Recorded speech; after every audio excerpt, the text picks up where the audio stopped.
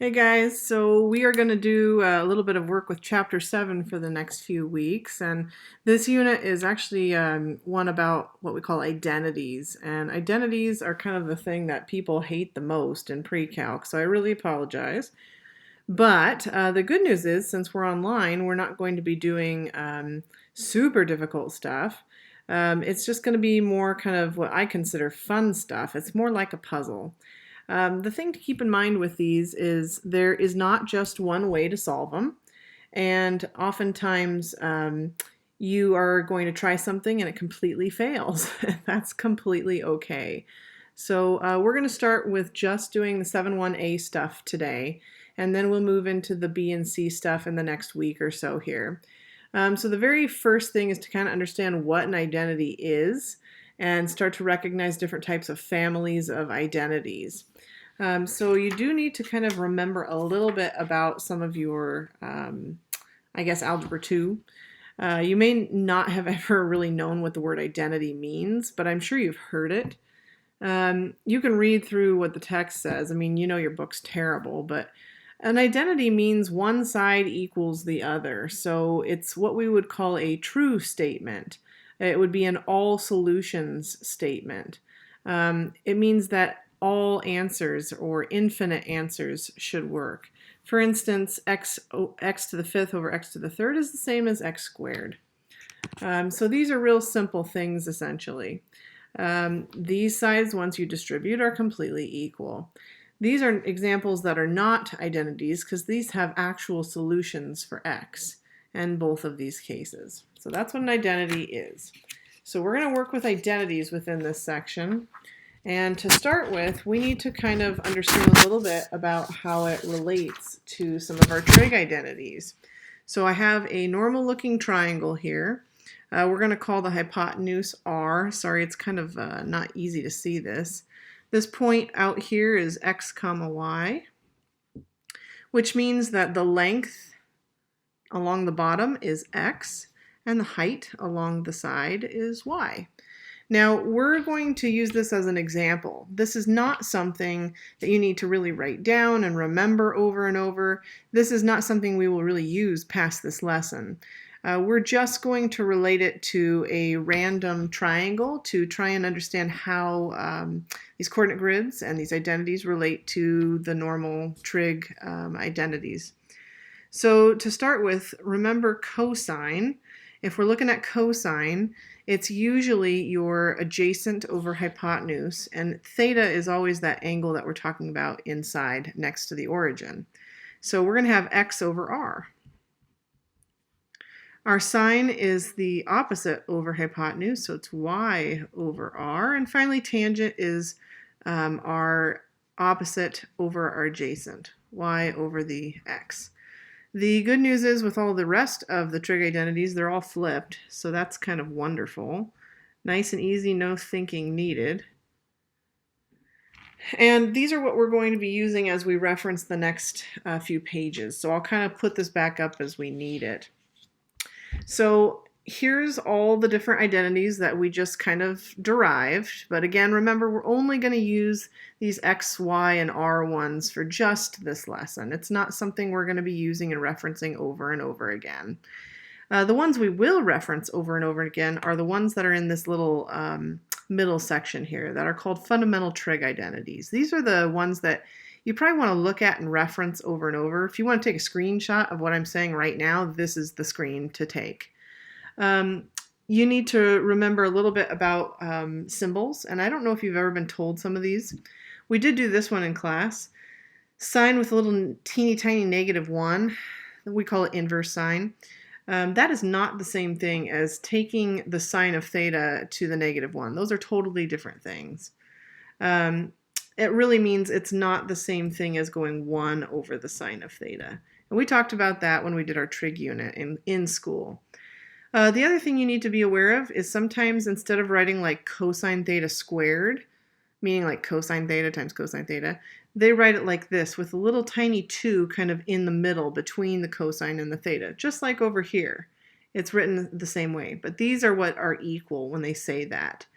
And lastly, if you're wanting to talk about kind of length, The radius in our previous page is equal to x squared plus y squared when you take the square root of it. And what is that? That's Pythagorean theorem. So these are just real basics. In the middle, you have your normal reciprocal identities, and these are just spelling out kind of what we've already done, but maybe in a new way that you've not really seen before. And so today we're going to kind of start looking at some of these ratio identities and Pythagorean identities. Now, I know you guys hated geometry and you hated the word proof, but in a way, this section is kind of like proofs, but not nearly as bad as geometry. So we'll kind of pull these back up if we need them. All right, so we're going to start with the first one. This says, use definitions to prove fundamental identities and keep them kind of in your mind. For those of you just watching this, I'd recommend you write this stuff down. Next year, when you are in SL2, these are the kinds of things that are going to come back really, really helpful.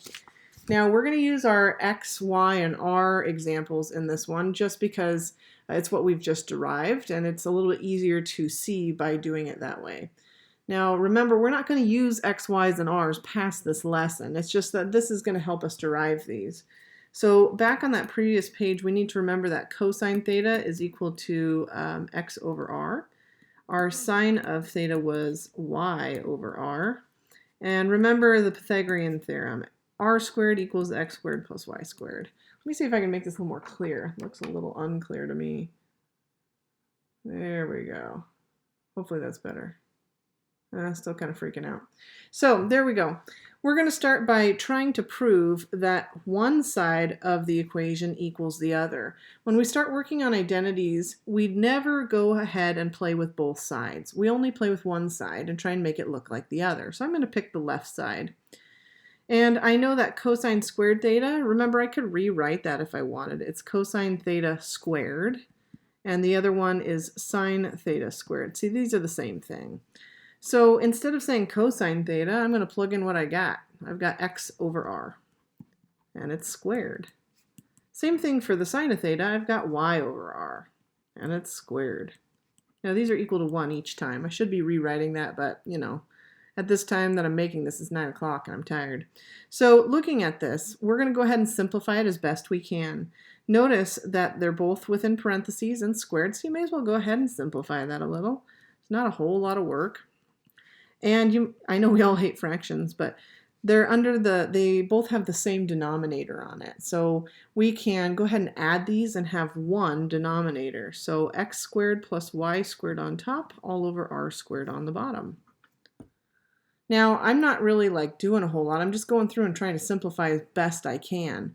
But this is the point when you actually have to think. I really didn't think a whole lot all the way up to this point. So at this point, we're trying to get the left side to say it's 1. And some of you see it already, and some of you are having no clue. This is what made proof so hard. You had no clue where to go. So I'm going to look at kind of the notes that I made to start with, and this is the main thing that will help me here. The x squared plus y squared is the same as r squared, so I can replace that top piece with an r squared. And lo and behold, what's r squared over r squared? It's 1. You actually have to go through the whole process and write this last final step. For those of you that like to do your math in your head, this is where you really end up hating a lot of this because you can't do this stuff in your head. There's no right answer per se, and you already have the answer. You're really looking at showing your work. So that's one of our first fundamental identities. We're going to now do another Pythagorean identity. This is the second one. And we're going to go through and prove that one side equals the other. And again, we're not going to mess with two different sides. We're going to just mess with one side. And that might make it a little bit more challenging for us. So to remember, our tangent theta, when we developed it, was I think y over x, if I remember right. Hopefully I do. And if we look back at secant, I don't remember that one, so we'll just look. Secant theta is r over x. So that helps us with a little bit of what we are kind of looking for. I'm going to again pick the left side to mess with, and I'm not going to touch the right side. So remember, this is the same thing as saying tangent theta squared. Okay, so let's start by replacing it. I'm going to say 1 plus the y squared over x squared. And it still equals our secant squared theta. And at this point, you kind of get stuck and you go, ooh, what the hell do I do here? Well, there's not a lot you can do. So Whenever you start to see two fractions, it's probably a huge hint you're going to end up changing one of them so that you could add them. And I want the 1 to have a base of x squared. So I can change the 1 into x squared over x squared. That's a really common trick you do with identities. Since they both are over the same denominator, I can add them. And lo and behold, this is starting to look a lot like the other proof. That still equals our secant squared theta. And then what do I do from this point? Well, this is where it gets a little tricky, but not too bad. Remember that x squared plus y squared is the same thing as r squared. So we're going to say r squared over x squared equals secant squared theta. And some of you already see it again, but some of you don't. Our secant theta was the same thing as r over x. So all we need to do is change this into the secant of squared theta. You're welcome to, if you want, take that extra step of saying secant theta squared and then changing it into this, but it's just not necessary. So these two things are now equal. We have proven that one side equals the other. We're done. Okay. And now these are kind of ones that you can do. So you're welcome to just pause this and attempt to try them with the r's and the x's. It's kind of up to you if you feel like you're confident enough with it. Now is a perfect time to just click pause. Otherwise, I'm going to walk you through the solutions for this. So cotangent squared theta. Cotangent, and you again want to look back at kind of our previous notes. If you didn't look at it before, here you go. Now's when you take a photo of it. Our cotangent was the same thing as x over y, and it's all squared. And look, it's plus 1 again. That's a huge hint. You're going to want to change that so that that denominator is the same thing as the y squared. And then looking at it, we're going to go ahead and change that. May as well. So we got x squared over y squared plus the y squared over y squared. And now we can go ahead and add those two things together. X squared plus y squared all over the y squared. And again, this piece here is always the same freaking thing. So we got r squared over y squared. And we're trying to prove it's equal to cosecant. And cosecant was r over the y. So we can just go ahead and change that into cosecant squared theta. We're done. That's how we prove that. Now these are the ones in the middle here, the ones we really haven't done much with yet. These are what we call our ratio identities. And you haven't seen me work on those a whole lot yet, but we do them in the same way. Now you can pick the left side or the right side to work with, and even though it might seem like you want to probably pick the left side every time, just because that's what I've been doing, you probably don't want to pick the left side here. You probably want to pick the right side. There's more going on with it. So I'm going to go ahead and pick that right side, and we're going to work with the sine over the cosine. So I'm only messing with this side. I'm not going to mess with the tangent. So I'm going to start with replacing the sine and the cosines with the x, y's, and r's. So that was the sine. I think x over r was the cosine. And how do you deal with fractions dividing by fractions? You flip bottom and multiply.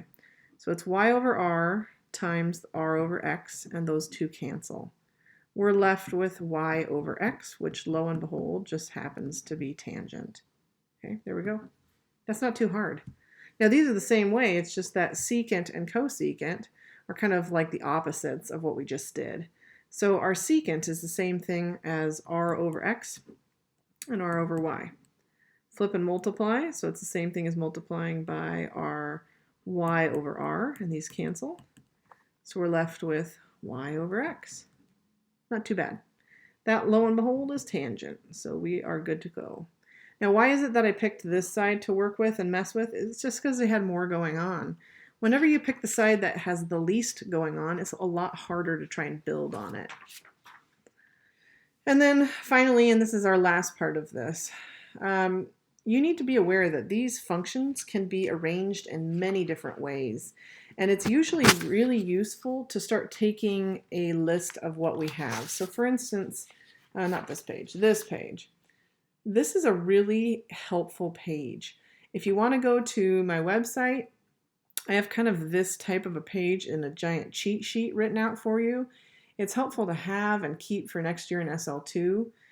If you're taking this seriously, I would recommend it. But really the point is that these Pythagorean identities, the ones we just proved, These can be written in a lot of different ways, and it's helpful to have them written out so you can see it. For instance, instead of writing it with the cosine and sine on one side, I can say that the cosine theta squared theta equals 1 minus sine squared theta. And that's an important thing to start recognizing. You could conversely over here say that the sine squared theta equaled 1 minus the cosine squared theta. And there's so many more ways to rewrite these. You want to try and avoid putting negatives in front of these and rewriting them with negatives. But I mean, there's just a lot of ways that you can start looking at all this. If you want, you can kind of even rewrite these a little differently. Flip these around and write negative sine squared theta plus 1. I mean, it's the same crap, just written in a slightly different way.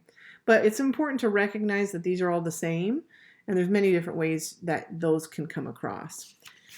So, for today's work, I am hopeful that you just simply try your best.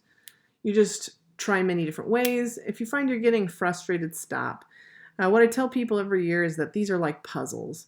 It's going to take a while, and it's going to try one way. It might not work. You got to tweak it and turn it again and try it 3 different ways until it fits. So that's kind of the basics of this, and we're going to do this probably for the next 3 weeks here. And this is just the basics, small little steps. All right, guys, hope you're staying healthy. Hope you're doing okay. Please let me know if you need any help. Talk to you soon.